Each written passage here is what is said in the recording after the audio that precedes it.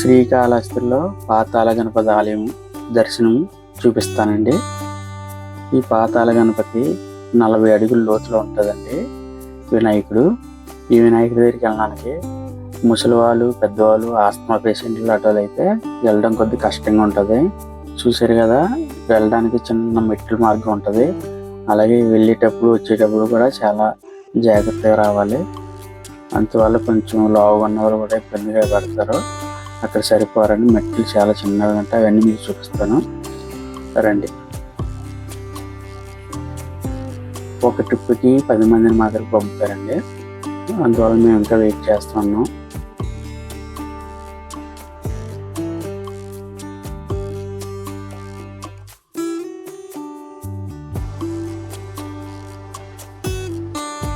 ఈ మెట్ల మార్గం చూడండి, చాలా చిన్నగా ఉన్నాయి మెట్లు. అందుకనే పెద్దవాళ్ళని, ముసలి వాళ్ళని కూడా గుడిలోకి అనుమతించరు.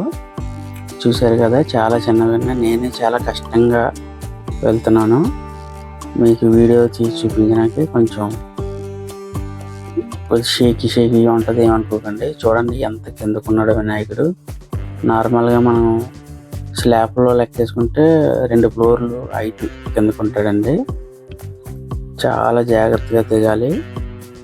ఇక్కడ కిందకి వెళ్ళే కొద్ది కూడా ఆక్సిజన్ లెవెల్స్ తగ్గిపోతుంటాయి. ఊపిరి కొంచెం శ్వాస తీసుకోవడం కష్టంగా ఉంటుంది. కానీ కిందకి వచ్చిన తర్వాత వినాయకుని దర్శించుకున్న తర్వాత మాత్రం చాలా మనసు ప్రశాంతంగా ఉందండి. మనలో ఉన్న బరువు అంతా కూడా అలా దిగిపోయినట్టు అయిపోయింది. అంత బాగా ఉంది. చూడండి వినాయకుడు ఎంత ప్రశాంతంగా ఉన్నాడో.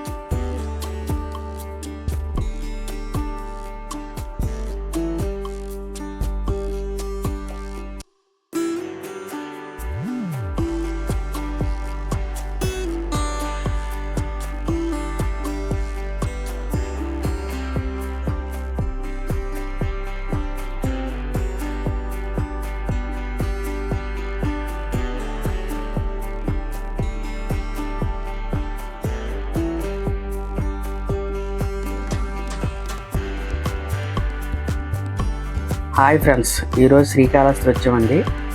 ఇక్కడ మనకి దేవస్థానం రూమ్స్ ఉంటాయి.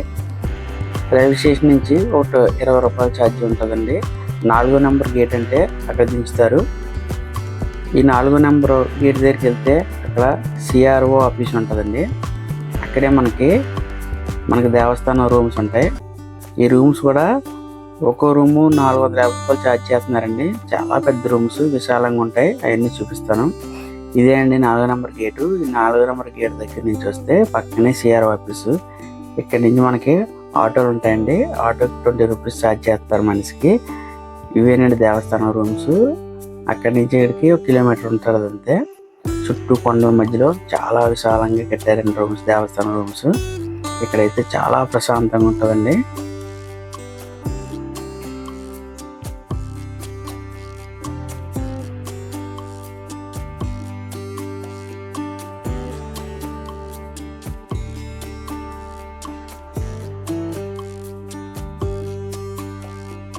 ఈ గంగా సదన్ అన్నది పెళ్ళిళ్ళు కట్టేస్తారంటండి. అలాగే దేవస్థానం రూమ్స్ ఇంకా ఫ్రంట్ ఉన్నాయి కదండి. అలాగే వెళ్దాం. ఇక్కడ AC rooms, non AC rooms కూడా ఉన్నాయండి. ఈ రూమ్స్ అయితే మాత్రం చాలా కొత్త కట్టారు కదా, చాలా బాగున్నాయి రూమ్స్.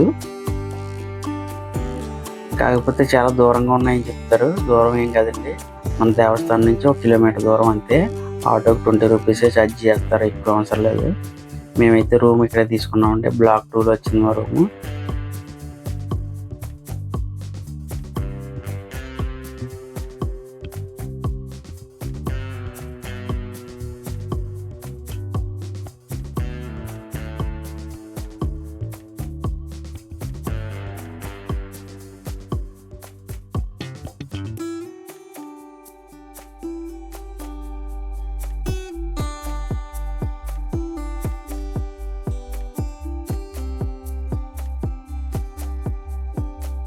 రూమ్ చూసారు ఎంత పెద్దది ఉందో. నాకైతే చాలా మంది వచ్చేసిందండి రూమ్ అయితేనే. చాలా అన్ని కొత్తగా ఉన్నాయండి రూమ్స్ అన్నీ కూడా. ఈ మధ్య ఓపెన్ చేశారంట. దానివల్ల మంచి రూమ్స్ అయితే చాలా బాగా మెయింటైన్ చేస్తున్నారు. మళ్ళీ మనం దేవస్థానం దగ్గరికి వెళ్ళిపోతాం రెడీ అయ్యి. ఇదే అండి 4 నెంబర్ గేట్లోంచి వెళ్తే మనకి ఇలా వెళ్ళాలి పైకి. రాహుకేతు పూజ 500 టికెట్, 750 రూపాయల టికెట్లు కూడా ఇక్కడ ఇస్తారండి. కేతు పూజకి టికెట్ తీసుకున్నామండి. టికెట్ తీసుకొని అలా ముందుకి ఎదుర్కొంటూ నడుచుకుంటూ వెళ్ళాలి. అలా నడుచుకుంటూ వెళ్తే అక్కడ చేస్తారండి రాహుకేతు పూజ. అందరికీ కూడా పెద్ద మండపం ఉంటుంది. ఇదిగోండి ఇదే మండపం. ఈ మండపం నుంచి లోనికి వెళ్ళాలి. ఇక్కడ అందరికీ కూడా పూజ చేస్తారు. అలాగే పూజ అయిపోయిన తర్వాత దర్శనం అండి. మనం దర్శనం చేసుకుని వచ్చేసిన తర్వాత ఈ మార్గం గుండా వస్తామండి. దర్శనం చేసుకున్న తర్వాత ఇలా బయటకు వచ్చేస్తారు. ఇక్కడ నుంచి పక్కనే మనకి మండపం కనపడుతుందండి. పెద్ద మండపం కనపడుతుంది. ఈ మండపం పక్కనే చెట్టు ఉంటుందండి. పెద్ద చెట్టు ఉంటుంది. ఆ చెట్టు పక్కనే ప్రసాదం కూడా మనకు పెంచి పెడుతుంటారు.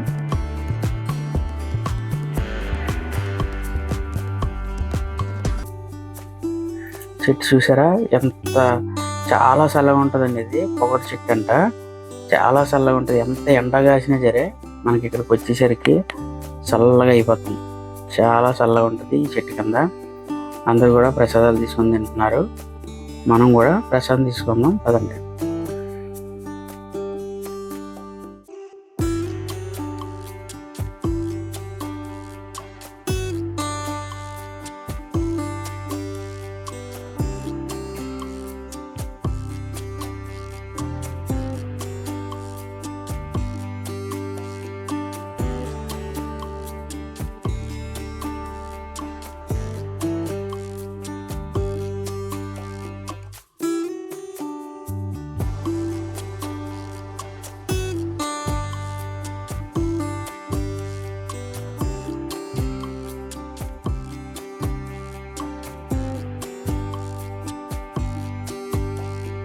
ఆ చెట్టు పక్కనే మనకి ఆంజనేయ స్వామి కూడా దర్శనమిస్తారండి. ఇక్కడ చూడండి. ఈ మండపం చాలా పెద్దగా హైట్గా ఉంటుందండి. ఇక్కడ మనకి ఆంజనేయ స్వామి దర్శనమిస్తారు.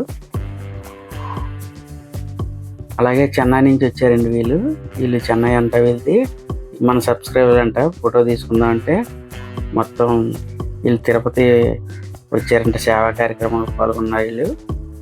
మన సబ్స్క్రైబర్ అంటే మన చేపల పులుసు బాగా చూస్తారంట వీళ్ళు. వాళ్ళతో కూడా ఫోటో తీసుకున్నాం.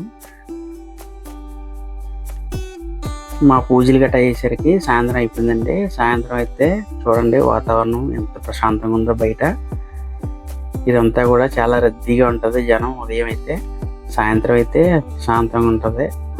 అందరూ కూడా ఎవరు వాళ్ళు సెల్ఫీలతో మొదలుపెట్టారు. ఈ గోపురం కొత్తగా కట్టారండి. గోపురం ఇది చూడండి. ఇది తూర్పు వైపు ఉంటుంది గోపురం. ఇదైతే చాలా పెద్దగా ఉంటుంది. అలాగే చుట్టూ ఒకసారి చూడండి.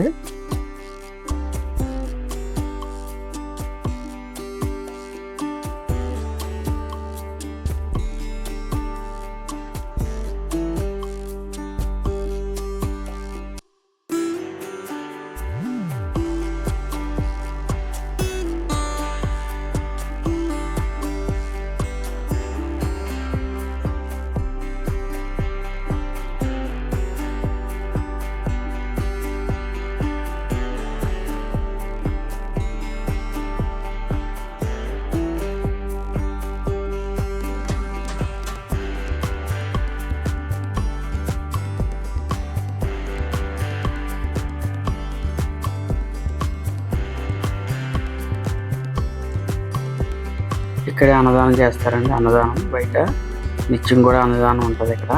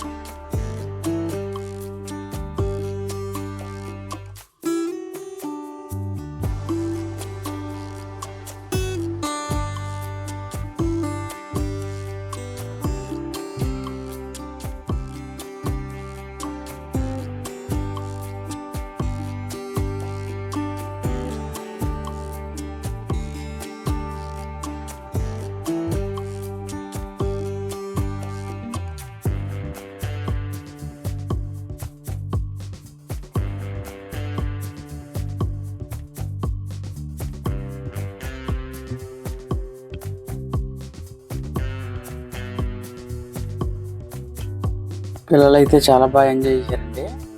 అలాగే శ్రీకాళహస్తి టూర్ కూడా మాకు బాగా జరిగింది. ఇక్కడ ఇంకా ప్రయాణం అయిపోతున్నాం. ఇక్కడి నుంచి మళ్ళీ తిరుపతి బయలుదేరాలి. సాయంత్రం అయిపోయిందండి, మేము బయలుదేరి తిరుపతి వెళ్తాం. ఫ్రెండ్స్, ఎంతసేపు మా వీడియోని మీరు అందరూ కూడా చూసినందుకు ధన్యవాదాలు. అలాగే మన ఛానల్ ఇంకెవరైనా సబ్స్క్రైబ్ చేయకుండా చూస్తే సబ్స్క్రైబ్ చేసుకోండి.